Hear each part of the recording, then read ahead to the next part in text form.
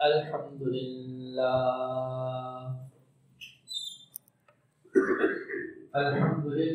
नहमदुहु व नस्तईनुहु व नस्तगफिरुहु व नु'मिनु बिही व नतवक्कलु अलैहि व नऊज़ु बिल्लाहि मिन शुरूरि अनफुसिना व मिन सय्यिआति अअमालिना من يهده الله فلا مضل له ومن يضلله فلا هادي له ونشهد أن لا إله إلا الله وحده لا شريك له ونشهد أن سيدنا وسندنا ومولانا محمدا عبده ورسوله صلى الله تبارك وتعالى عليه وعلى آله وأصحابه وبارك وسلم تسليما كثيرا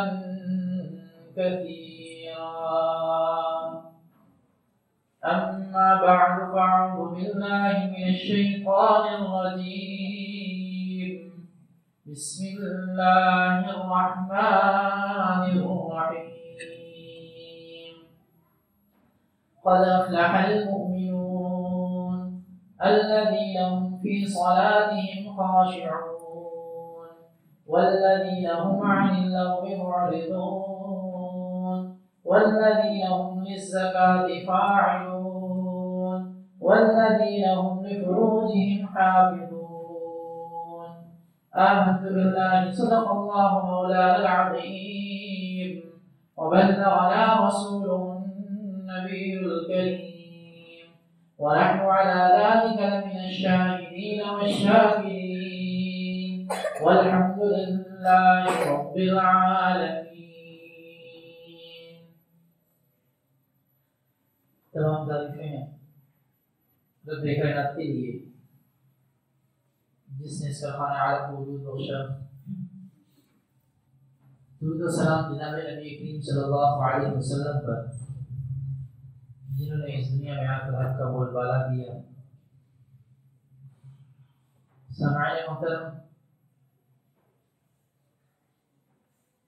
अल्लाह रब्बुल इज्जत का बहुत बड़ा एहसान है कि अल्लाह रब्बुल इज्जत ने हमें कामिल और मुकम्मल दीन अता किया। इस पर अल्लाह रब्बुल इज्जत का जितना शुक्र अदा किया जाए इतना कम है।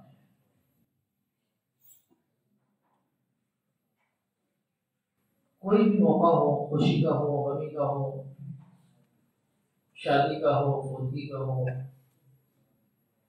जिंदगी का कोई भी मामला हो, मुकम्मल रहनुमाई अल्लाह रब्बुल इज्जत की तरफ से हमें अता की गई है।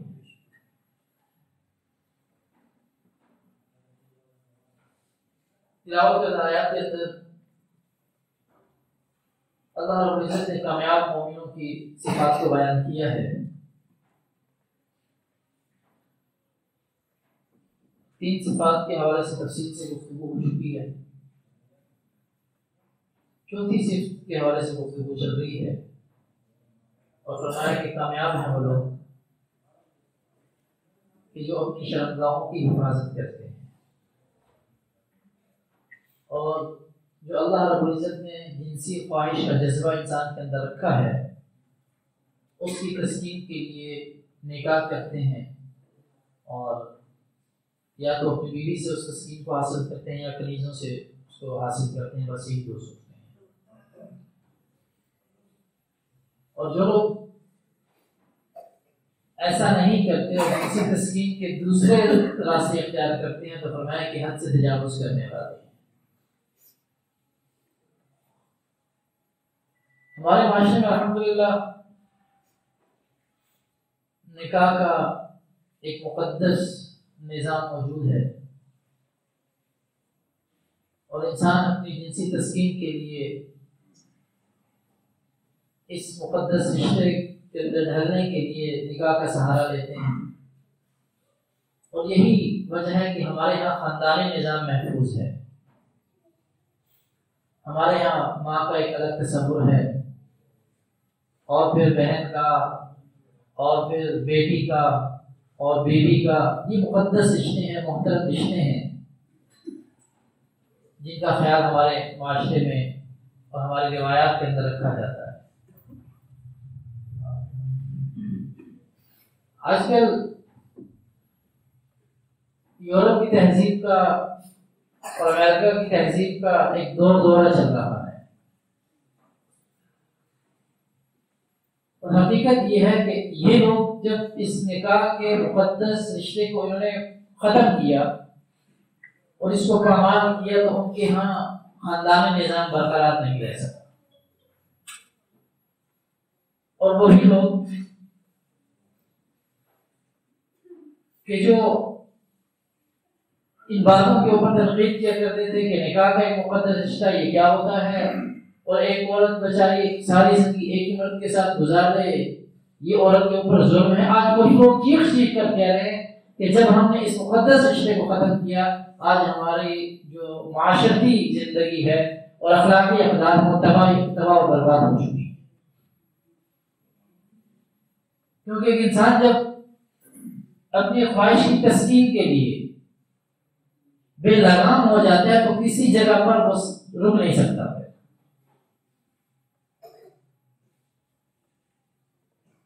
अब जब एक इंसान है वो एक जिनसी तस्कीन के लिए अल्लाह रब्बुल इज्जत तो एक निज़ाम बनाया ना, कि ना तो बिल्कुल उसको खत्म करने का कहा और ना ही बेलगाम छोड़ दिया। तो जब इंसान बेलगाम हो जाता है ख्वाहिश की तस्कीन के लिए और किसी कैद व बंद को खातिर में नहीं लाता, तो फिर वो कुत्तों, बिल्लियों और जानवरों की फहरिस्त में चला जाता है। अब पहले क्या था, लेकिन यहाँ पर तो चलो अल्हम्दुलिल्लाह हमारे माहौल माशरे के अंदर, मुल्क के अंदर अल्लाह रब्बुल इज्जत का बड़ा एहसान है कि इतने ज़्यादा मौक़े नहीं हैं बेहयाई की तरफ जाने के, और गुनाह खुलेआम सरेआम दावत नहीं दे रहा। बाहर जहाँ की तहजीब का एक चर्चा और डंडोरा किया जाता है, वहाँ पर तो गुनाह हर तरह से दावत देता है। अब वहाँ पर देखेंगे मर्द और औरत का एक ताल्लुक किसी कैद व बंद के मोहताज नहीं है, कोई हदूद नहीं है उसकी। अब शुरू में क्या हुआ कि इंसान ने जिनसी तस्कीन के लिए औरत का इस्तेमाल करना शुरू किया। अब पहले ये होता रहा, फिर उसने कहा नहीं ये तो इसमें लज्जत नहीं है, ये तो आम मामूल का मामला बन गया है। अब जनाब जबर के वाक़यात बढ़ना शुरू हो गए, एक कदम और आगे बढ़े। अब जब ये शुरू हुआ तो उसके बाद फिर मजीद आगे ये लोग बढ़े, उन्होंने कहा नहीं जनाब जबर भी कर दिया, तब ये काम प्रोटीन का काम बन गया, मामूल बन गया। अब उसके बाद इन लोगों ने फिर उस औरत के साथ ज्यादती के बाद उसको कत्ल करना भी शुरू कर दिया, और इन रिकॉर्ड के ऊपर बात मौजूद है कि बड़े हद तक के वाक़यात हो रहे हैं वहां। क्योंकि जब एक इंसान है उसको इस्तिस्क़ा की बीमारी लग जाती है, मतलब प्यास की बीमारी लग जाती है उसे। अब उसको जितना भी पानी पिला दिया जाए वो खत्म नहीं होती, वो गिलास के गिलास पी जाएगा, वो घड़े के घड़े पी जाएगा, लेकिन वो प्यास उसकी बुझेगी नहीं, उसको बीमारी लग गई। यहाँ पर भी जब इंसान हुदूद और क़ुयूद से बालातर होकर जिंदगी गुजारने की कोशिश करता है, उसको एक बीमारी लग जाती है, वो कहीं पर नहीं रुकती। और देखिए हमारा अल्हम्दुलिल्लाह माशरती निज़ाम और खानदानी निज़ाम कायम है, वहाँ पर बिल्कुल तबाह बर्बाद हो चुके हैं। कोई माँ का तसव्वुर क्या होता है, बहन का तसव्वुर क्या है, बीवी का क्या तसव्वुर है, बेटी का क्या तसव्वुर, कुछ भी कायम नहीं है, सब तबाह बर्बाद हो चुके। और यही वजह है कि मुताद अंदाजे के मुताबिक जब बात की जाती है तो तकरीबन वो कहते हैं कि हमारी 80 से 90% जो आबादी है वो हराम की है, सारी हराम की पैदाइश है। इतना ज्यादा खराबी और बर्बादी पैदा हो। अगर हमने अपने खानदानी निज़ाम को बचाना है, माशरती निज़ाम को बचाना है, तो हमें इस निकाह के मुक़द्दस रिश्ते को समझना होगा, और हमें शोहर का क्या मकाम और मर्तबा है और बीवी का क्या मकाम और मर्तबा है तो समझना होगा। अल्लाह ने माँ को क्या मकाम दिया है अल्लाह ने बाप को क्या इज्जत दी, ये समझना होगा। मर्द की क्या हकूक हैं, औरत की क्या फर्ज है, उसकी जिम्मेदारियां हैं, इन सबको समझना होगा। ऐसा नहीं है कि अल्लाह ने एक निजाम चलाया जिसमें मर्द को भी पैदा किया, औरत को भी पैदा किया, उसके बाद किसी एक के हकूक को बयान किए हों और दूसरे के छोड़ दिए हों। एक के फराइज क्या है और दूसरे के फराइज बयान न किए हों, एक की जिम्मेदारी क्या है और दूसरे की जिम्मेदारी की रोशनी न डाली हो, ऐसा नहीं है। अल्लाह रब्बुल इज्जत ने सिर्फ ये नहीं कि इंसान की जिसकी जिनसी तस्कीन के लिए कोई रास्ता बताया है, बल्कि वो रास्ता बताकर उसमें अजर सवाब भी रखा है कि तुम निकाह करो, अपनी जिनसी तस्कीन हासिल करो, और इस जायज तरीके से जब जिनसी तस्कीन हासिल करोगे तो इसके ऊपर अल्लाह रब्बुल इज्जत की तरफ से अजर सवाब का वादा भी है। साहबा ने हैरान होकर पूछा था ना कि भाई ये क्या है, क्या इसमें भी अजर मिलेगा हमें? ये तो हमारी जिनसी तस्कीन है, जाती तस्कीन हासिल कर रहे हैं हमसे। तो आपने साहब ने फरमाया था कि अगर तुम इस जायज तरीके से नहीं हासिल करोगे तो ला महला नाजायज तरीके से हासिल करनी पड़ेगी। जब नाजायज तरीके पर अल्लाह रब्बुल इज्जत ने पाबंदियां लगाई हैं, उससे तुम बचकर जायज तरीके से हासिल करोगे तो इस जायज तरीके से हासिल करने पर अल्लाह अजर देगा तुम्हें। अब हमें कुरान से रहनुमाई लेनी पड़ेगी, इसके असबाब क्या होते हैं। अगर हम जिनसी तस्कीन जायज तरीके से हासिल कर रहे हैं, लेकिन नाजायज तरीके की तरफ जाने के लिए असबाब क्या होंगे, उन असबाब से भी बचने का कुरान ने हमें हुक्म दिया है कि तुम उन असबाब की तरफ भी ना जाओ। और कुरान ने फरमाया कुल लिल मुमिनीना यगुद्दू मिन अबसारिहिम वयहफज़ू फुरूजहम, उन्होंने हुक्म दिया था कि अपनी निगाहों को नीचे रखो और क्या करो, और अपनी शर्मगाहों की हिफाजत करो। अब आप अंदाजा लगाएं कि अल्लाह ने नजर की हिफाजत का हुक्म दिया है और साथ ही ये बयान कर दिया है कि क्या करो, अपनी शर्मगाहों की हिफाजत करो। इसका मतलब ये हुआ कि जहां अल्लाह ने नजर की हिफाजत का हुक्म दिया, वहां शर्मगाह की हिफाजत का हुक्म दिया कि शर्मगाह की हिफाजत तब मुमकिन होगी जब नजर की हिफाजत होगी। अगर नजर की हिफाजत नहीं होगी तो शर्मगाह की हिफाजत मुमकिन नहीं। नजर की हिफाजत, नजर को झुकाने के साथ हुक्म दे दिया कि अपनी शर्मगाह, कि नजर फौरन शर्मगाह की, अगर नजर की हिफाजत नहीं हो रही तो साथ ही शर्मगाह महफूज नहीं है। अपनी निगाहों को नीचा रखो। तो ये पहला एहतियाती तदाबीर के अंदर पहले ये तदबीर है कि अपनी निगाहों की हिफाजत करनी होगी, अपनी निगाहों को नीचा रखना। आज के माहौल माशरे के अंदर लोग कहते हैं नजर की हिफाजत कैसे मुमकिन है, बहुत मुश्किल है नजर की हिफाजत। मैं नमाज पढ़ के बाहर निकलूंगा तो मुझे 10 जगहों से नजर आ रहा है, मैं इधर देखूंगा, वहां पे भी नजर की हिफाजत मुमकिन नहीं है, दाएं देखूंगा तब भी मुमकिन नहीं है, बाएं देखूंगा तब भी मुमकिन नहीं है, कैसे हिफाजत करूंगा? मैं सफर करूंगा तो मुझे साइन बोर्ड ऐसे नजर आएंगे, वहां पे नजर की हिफाजत नहीं हो सकेगी। मैं कोई अखबार का सारा खोल के देखूंगा, नजर की हिफाजत नहीं हो सकेगी। ये कैसे मुमकिन है? ना छत पे जाके होगी, ना गली के अंदर होगी, और फिर अगर घर में रहूंगा तो घर के अंदर भी नहीं होगी। तरह तरह के ड्रामे और फिल्में और सब कुछ, ये कैसे मुमकिन हो सकेगा? मैं नजर की हिफाजत करूं कैसे? ये बहुत मुश्किल नहीं हो सकता। लेकिन जब इंसान भी देखता है कि अल्लाह रब्बुल इज्जत ने जो आंख है कितनी कीमती अता की है, ये क्या नेमत अल्लाह ने हमें दे दी है, जब इसका एहसास होगा तो खुद बहुत नजर की हिफाजत आसान हो जाएगी, फिर मुश्किल काम नहीं रहेगा। जब हमें इस बात का एहसास होगा कि आंख जो अल्लाह ने अता की कितनी बड़ी नेमत है, जब इसका एहसास दिल के अंदर पैदा हो जाएगा तो फिर इंसान के लिए नजर की हिफाजत करना बड़ा आसान हो जाएगा। उसके क्या है तो आप देखिए, अंदाजा लगाएं। आंख रोशनी में भी देखती है, अंधेरे में भी देखती है। रोशनी के अंदर देखने के लिए आंख जो है वो, उसका जो अंदर का निजाम है वो रोशनी में देखने के लिए फैल जाता है, उसकी पुतली जो है वो फैलती है। और अंधेरे के अंदर जब इंसान देखने की कोशिश करता है तो उसकी जो पुतलियां होती हैं वो सुकड़ जाती हैं। एक आंख का जो माहिर डॉक्टर है वो ये बता रहा था, सुकड़ जाती है, क्योंकि अंधेरे में देखने के लिए इन पुतलियों के पट्टों का सुकड़ना ये बहुत जरूरी है। और रोशनी में देखने के लिए इन पोथियों के पट्टों का फैल जाना ये बहुत जरूरी है, तब इंसान को सही नजर आता है। और उसने बताया कि ये सुकड़ने में और फैलने में हमारे क्या होता है, अंधेरे में चले जाए एकदम से चले जाते हैं, एकदम से बाहर आ जाते हैं, अंधेरे में भी देख लेते हैं, रोशनी में भी देख लेते हैं, एकदम से हो जाता है। लेकिन उसने बताया कि पट्टों के सुकड़ने में और इनके फैलने के अंदर ये जो सफर तय होता है, ये तकरीबन 7 मील का सफर है जो ये तय होता है इसके सुकड़ने और फैलने। अब ये अंदाजा नहीं, अल्लाह रब्बुल इज्जत ने कैसा जबरदस्त निजाम कायम कर दिया कि 7 मील का जो सफर है वो मुंह में तय हो रहा है, एकदम से पोथियों के पट्टे फैल रहे हैं और एकदम से सुकड़ रहे हैं। और फिर इस एक आंख के लिए वो अपनी पूरी जिंदगी लगा देते हैं इसको समझने के लिए कि अल्लाह रब्बुल इज्जत ने कैसा कारखाना कायम कर दिया है, क्या क्या इसके अंदर अल्लाह ने रखा है। लोग अपनी सारी जिंदगी लगा देते हैं उसमें, फिर महारत हासिल करते हैं और क्या कुछ अपना रुपया पैसा लगा देते हैं। क्या हमें समझ में आ जाए कि अल्लाह ने आंख का निजाम कैसा बनाया है, ये कैसा निजाम रखा है। और फिर इंसान पैदाइश से लेकर मरते तक इसको देख रहा है, इससे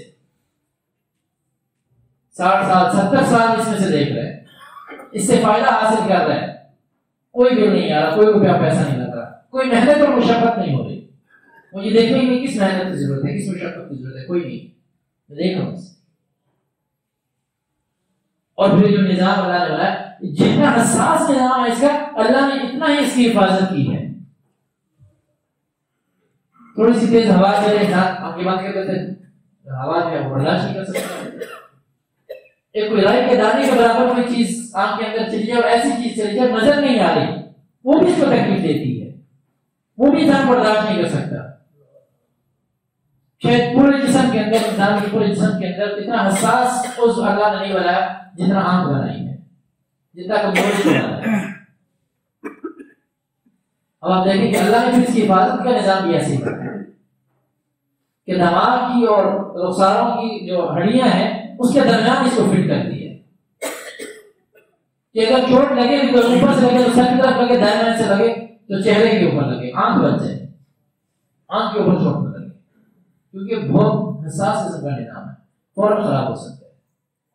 अल्लाह ने उसकी हिफाजत की ऐसी। और फिर अगर आंख हमारी देखना, थोड़ा सा देखने के अंदर ऊंच नीच हो जाए, आंख के आगे जाने जाना शुरू हो जाए तो इंसान कितना परेशान हो जाता है। जिंदगी उसकी जिंदगी के अंदर हलचल मच जाती है, मुझे नजर कुछ नहीं आ रहा, मैं साफ देख नहीं सकता। और फिर अगर नजर कमजोर होना शुरू हो जाए तो लाखों रुपए लगाने के लिए तैयार हो जाता है, और नजर जाने का खतरा हो तो सारी दौलत लुटा देने के लिए तैयार है कि मैं देख सकूं, मैं अपनी मां को देख सकूं, बाप बहन भाई रिश्तेदार सब कुछ मैं देख सकूं, वो सारी दौलत लुटाने के लिए तैयार हो जाता है। लेकिन जब तक इससे फायदा हासिल कर रहा है तो फिर उस नेमत की कदर नहीं है।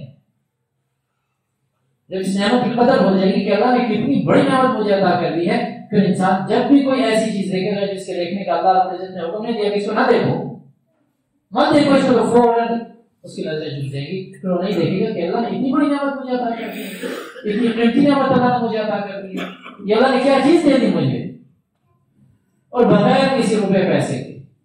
अगर अल्लाह रब्बुल इज्जत ये कर देते, ये जो फैलने और सुपड़ने का निजाम होता है, अगर अल्लाह रब्बुल इज्जत ये कर देते इसके साथ एक बटन हमें दे देते कि भाई ये बटन है तुम्हारे पास, अंधेरे में जाओगे तो ये दबा देना, रोशनी में आओगे तो ये दबा देना, तुम्हारे पुतलियों के जो पट्टे वो सुकड़ भी जाएंगे और फैल भी जाएंगे इस बटन के साथ, जिस तरह भी करो। अब अगर वो बटन हमारे पास होता, वो खराब हो जाता, फिर क्या करते, सुकड़ी रह जाती, फैली रह जाती, और किसी को ज्यादा दबा देते, किसी को कम दबा देते, फिर भी बड़ा मसला था। तो अल्लाह ने सारा निजाम अपने पास रखा, अपने इख्तियार रख के इंसान को दे दिया, कभी तुम इससे जितना फायदा हासिल करना चाहते हो फायदा हासिल करो, तुम्हारे मजे कर सकते हो, जितना फायदा हासिल करो इससे। तो सारी बात का खुलासा ये है, जितनी बात है सबका खुलासा ये है कि अगर हम अपनी शर्तगाहों की हिफाजत करना चाहते हैं तो उसके लिए सबसे पहला काम ये है कि हमें अपनी नजरों की हिफाजत करनी पड़ेगी, क्योंकि जब तक इंसान देखेगा नहीं उसको क्या पता चलेगा सामने क्या चीज है। जब देखेगा तो एहसास होगा ये चीज खूबसूरत है, इसको हासिल करना चाहिए, फिर उसकी मेहनत कोशिश में लगेगा। तो पहला काम ये होगा कि हमें अपनी नजरों की हिफाजत करनी होगी। और आप इस्लाम ने फरमाया भी है कि नजर जो है ये शैतान के तीरों में से एक तीर है। शैतान जो हमें इस्तेमाल करते हैं इंसान को गुनाह की तरफ ले जाने के लिए, तो उसमें से जो हलवा इस्तेमाल करता है उनमें से एक ये भी है कि वो आंख का खराब इस्तेमाल है, पहले उससे आंख का खराब इस्तेमाल करवाएगा। अब उसको पता चलेगा ये चीज है, इसमें लज्जत है, ये चीज है, इसमें लज्जत है, ये है, इसके अंदर लज्जत है, फिर वो गलत देखेगा। जब गलत देखेगा तो अल्लाह की नेमत की नापदरी करेगा, जब अल्लाह की नेमत की नापदरी करेगा तो अल्लाह इसको छोड़ देगा कि जो चाहे करो। इधर आपका सही फसना मालिका, जब तुम हाया ना तो जो चाहे करो, फिर अल्लाह इसको छोड़ देंगे। और भी एक वक्त आएगा कि जब अल्लाह इस नेमत के बारे में सवाल करेंगे, हमने तुम्हें आंखें दी थी, बताओ तुमने कहाँ इस्तेमाल किया इसका। नजरों की हिफाजत, अपनी श्रद्धाओं की हिफाजत के लिए बहुत ज्यादा जरूरी है कि हम अपनी नजरों की हिफाजत करें। इसी मौजूद पर इंशाअल्लाह मज़ीद गुफ्तगू भी सुनते हैं।